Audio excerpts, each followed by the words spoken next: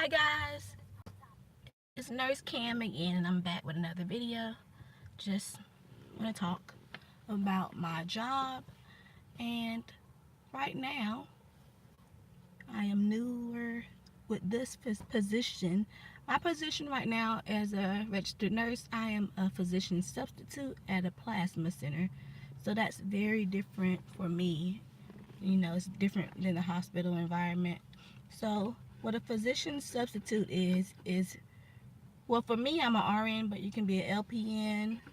A lot of times you can be an EMT or just some kind of nurse, upper nurse type person. Being a physician substitute, basically you're just the nurse in the facility. The facility cannot operate without you. It should not be operating without you, because if somebody has an adverse event, then that would be terrible, because the nurse has to be there to help treat that donor. You can't call them patients, they're donors. These are not sick people. Generally they're pretty healthy. So we basically help treat, watch, and what else do we do? We pick out the people that are more suitable for donations. So that's our main job. So with me, a daily typical day in a physician substitute role is you come in, you make sure everything's okay, and then you'll start working on speeds, which is basically samples, checking to make sure test results, if they're in or not. Speeds are just testing for proteins, antibodies, albumin, things like that, to see if somebody can donate. Because if they have a failed result, then they won't be able to donate. They have to leave another sample or something else will happen. So after we check our speeds and review those and call those donors who are not able to donate and need to leave another sample, then pretty much our day basically goes to physicals, letting people in. I'm kind of new with this, so I'm still trying to get it out. We basically do physicals all day, and check on people that's having adverse events and treat them. We communicate with the doctor, we communicate with the FLEB and the screeners management. But pretty much we're doing physicals all day and admitting new donors, testing them out, questioning them. We don't torture and go hard on donors. We just basically give them a questionnaire, go over the questionnaire with them, and then we basically just see if they're suitable for donation. So that's our main job, to find suitable donors and to help those donors that are given, help them with adverse events. Hopefully that doesn't happen, but it's prone to happening sometimes.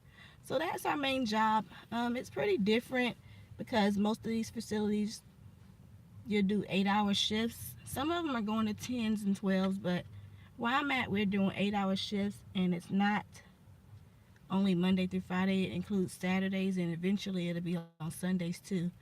So it's just different, but if you want like an easier going job, it's not as stressful as working in the hospital, like on a med surge floor. No offense to med surge, because I've done that too, but it's not as stressful as a hospital environment. It's calmer. It has its stressful days, it has its busy moments, but it's not as stressful as a hospital environment. So yeah, physician substitute. It's not technically a doctor's office, but it reminds you of a doctor's office setting with the things that you do. So it's more so computer work and paperwork than anything.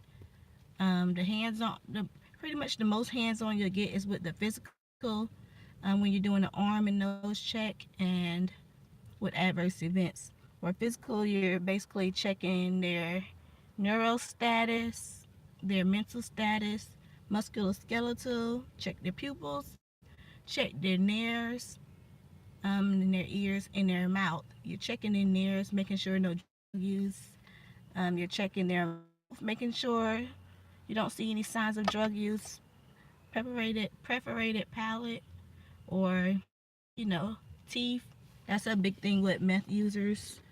So we're basically just checking these donors to make sure they're healthy and Well, then you go down checking their arms, because a lot of times you'll find people with track marks trying to donate, and that's not something good. You find a lot of track marks on the veins or hands, sometimes in between fingers. So when you do a check, I ask them to hold their arms like this. Then you bring them up and then spread your fingers.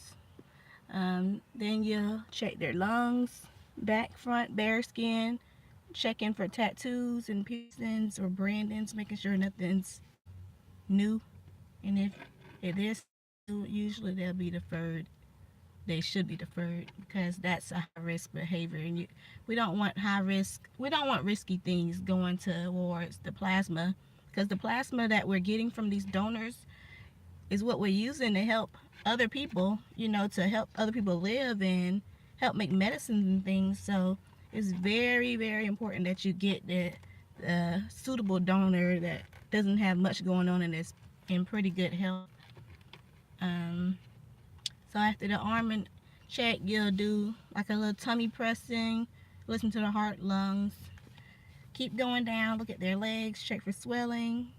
Any signs of drug use there, check behind the knees, because a lot of times people will shoot up behind the knees, and that is, ooh, I don't see. People will shoot up behind their knees. You go down to their feet, check for track marks there, because on the top of the foot where the veins are, some people have track marks there and in between their toes. You'll be surprised, but drug users go in between their toes, so check between their toes. So yeah, we pretty much do physicals, which is hands-on, and also we'll do physicals and adverse events. So whenever you have an adverse event, go ahead and a vital sign machine and a notebook and paper. Check the time with each thing you do, so you can have an accurate, concurrent, and real-time documentation, because real-time documentation is the thing of the nursing world. So yeah, that's all, you guys. That's all about physician substitutes. If you have any questions, just let me know. And hopefully you enjoy what you're getting into. Talk to y'all later. Bye.